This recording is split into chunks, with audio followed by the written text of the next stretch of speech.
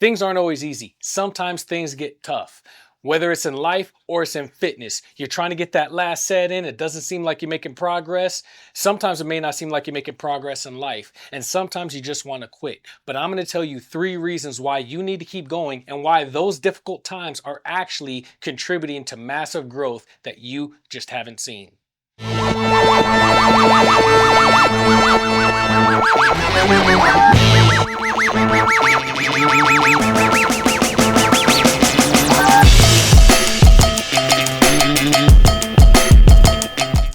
Hey, I'm B. Christopher, the CEO and founder of Weights and Glory, and I'm here to show you why those difficult times are always going to end up working in your favor. Because, as I heard Myron Golden say, if it's not working for you, understand that it's working on you, and it makes you stronger so that you can overcome those hard, difficult times and what makes you actually better. When we're working out, getting close to failure or even going to failure is a principle that a lot of times we understand is necessary for growth.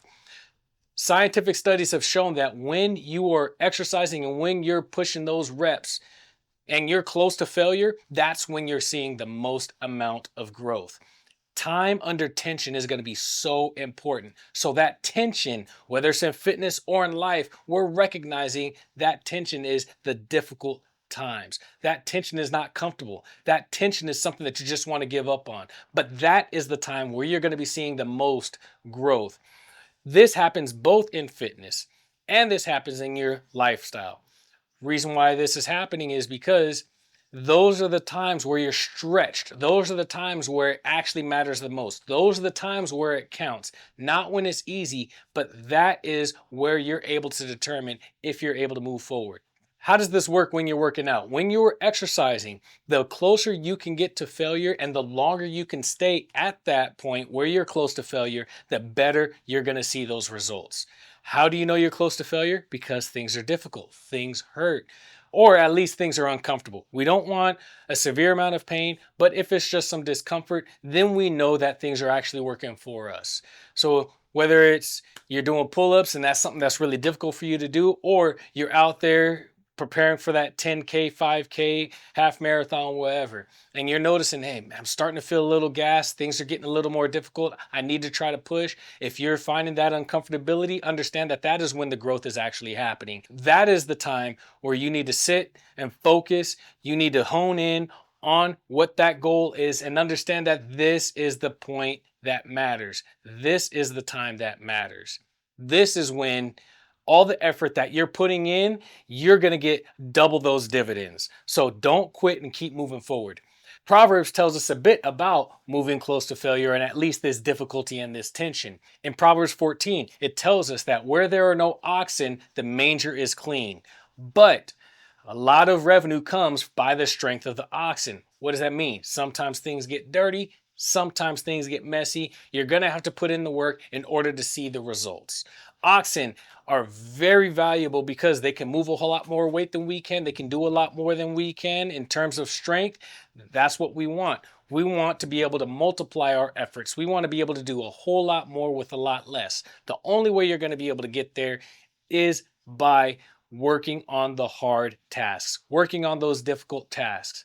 Kobe Bryant was huge for this. He doesn't want things to be easy because he understands that a lot of other people aren't going to push through that. If things are difficult, those are the things that if he gets better at, others are going to slack on, and that will make him that much better. So when you're close to failure, that especially is the time that you want to focus on your form, focus on your technique. Look at your breathing. Make sure that you're not compromising your rep range. Go all the way down on that negative or eccentric phase. Get that good stretch and then push it all the way through because that rep is going to matter the most. In life, those difficult things are those difficult reps, close to failure. If you're looking at your life and you're saying, man, I don't know if I can make it, this is where it's going to count. So you need to make sure that in those times you don't lose heart and keep moving forward because that is where champions are made. The other way that difficulty produces growth is in reflection. That is going to be the time where you're going to be analyzing, looking at What am I doing wrong? What am I doing right? What can I do better? And even if you aren't writing things down and keeping it organized, understand that subconsciously your mind is going to be doing that. So, this is a time to analyze two things: analyze yourself and analyze the problem. When you're analyzing yourself, you can look at what are my skills? Where am I lacking? What am I doing right? What am I doing wrong? What do I need to improve on? Form, technique, those things in life. It could be your finances, your spending habits. When it comes to diet, that could be, what am I eating right? What am I not eating right? In this time of self reflection, when you're analyzing your skills, your habits, your sleep patterns, whatever it is, this is going to be where you'll start recognizing problems that you may not have even been aware of, things that are obstacles, things that are keeping you from your goal. And in these difficult times, in that reflection, it allows you to put yourself in a much better position strategically, because now you are aware of the problem. Like that old G.I. Joe phrase, knowing is half the battle. Now that you know what the problem is, now you can fix it. During this time of self reflection, you also, now being aware of the problem, you can analyze those problems. Look at what it is in your life, or look at what it is in your fitness journey that's holding you back. Is it that you do a lot of mindless eating? You're recognizing, man, I'm getting a lot of extra calories in my diet. I'm not able to lose the weight because when I'm sitting down, relaxing at home, all I'm doing is eating a bunch of chips. I wasn't paying attention to that. I wasn't writing that down in my meal log. Now that I'm looking and saying, why am I not getting the results? And I noticed that these things are missing in my meal log. Now I'm aware of what that problem is. So you're able to then make some adjustments. You are now able to put yourself in much better position because you have taken the time to be aware of yourself, and you've taken the time to be aware of the actual problem. What are the things that are contributing to your failures? On the flip side for that, you also want to be aware of the things that are your successes. We've heard of the Pareto principle, where 80% of your results are coming from 20% of your effort.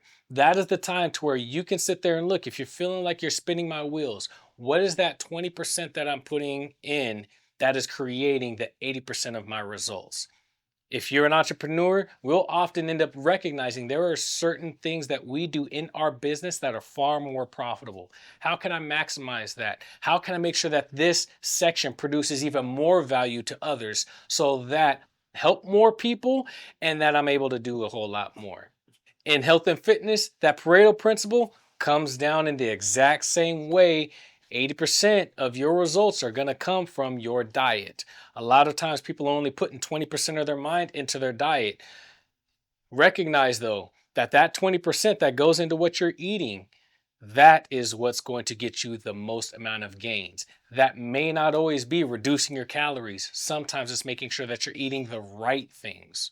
When it comes to the diet, one of the things that's helped out a lot of my clients is focusing on eating the right things. Sometimes cutting out the things that you really want, that's a really bad approach.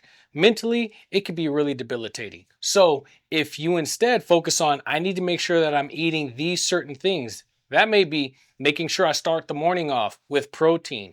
What that does is it makes sure that my body gets the right building blocks to rebuild, but at that same time, it minimizes some of the hunger cravings. It stops me from eating junk, and it makes sure that I'm getting the right things instead of the wrong things, just because I know that there's only so much room in my stomach and there's only so much time in the day. If I fill that with the things that I know I need, you may still have time for some other things that are considered the junk, but may end up being a treat.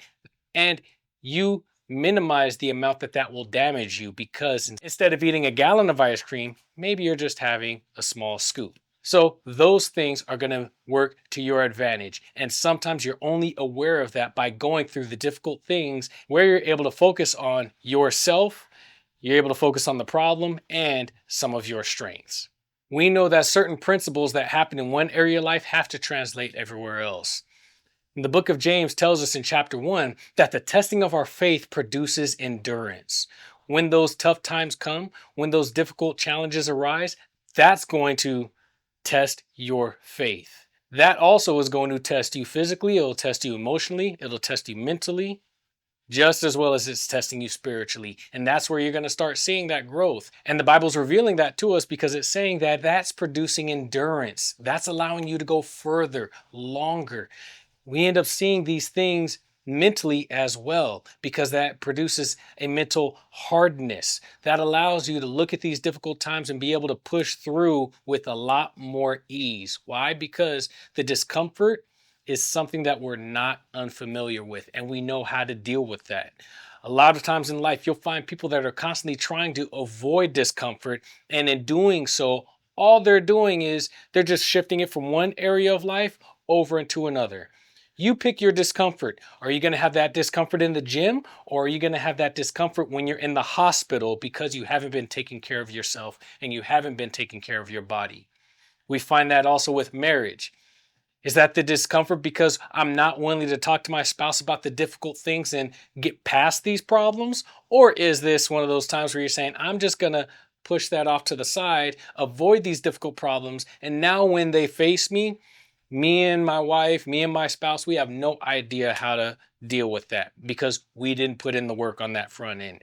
You're not going to avoid tough times, but how you approach those things, what you end up doing with that, the lessons that you gain out of that, you do have an option. You do have a choice as to when that's going to happen.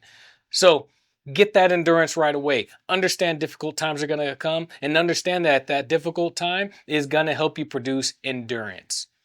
I'm not a huge fan of the cold plunge. It blunts hypertrophy. It doesn't always provide a lot of the physical results that you're looking for or you're seeking for, but I have found there is an advantage to it, is that it does help to produce a mental toughness. If you're looking at something that you hate, that you don't like, and you're saying, okay, if I'm willing to endure this, all the other things are a lot easier to deal with. Find that oftentimes working out first thing in the morning. A lot of people aren't enjoying exercise, but they know if they get the hard part done at the very beginning, then the other difficult things that they're facing later on in the day, they're not that difficult. They're not that hard for them because in comparison, it seems relatively minor. That is endurance working out, not just when you're working out, but it's also endurance working out while you are over at work or something else. So remember, when you're going through these difficult times, it's going to be helpful for you. It's going to be working for you. You may not even be able to see it. But if you focus on these three areas, recognizing that when you're close to failure, that's when the growth happens. Taking that time for self-reflection, analyzing yourself, the problem, and analyzing your strengths, and then you recognize that this is producing endurance and you maximize that, that is going to get the most out of those difficult times. And that's how you get those things to work for you instead of working against you. Make sure to like, comment, and subscribe and all that good stuff. And I'll see you on the next one, and stay fit and stay faithful.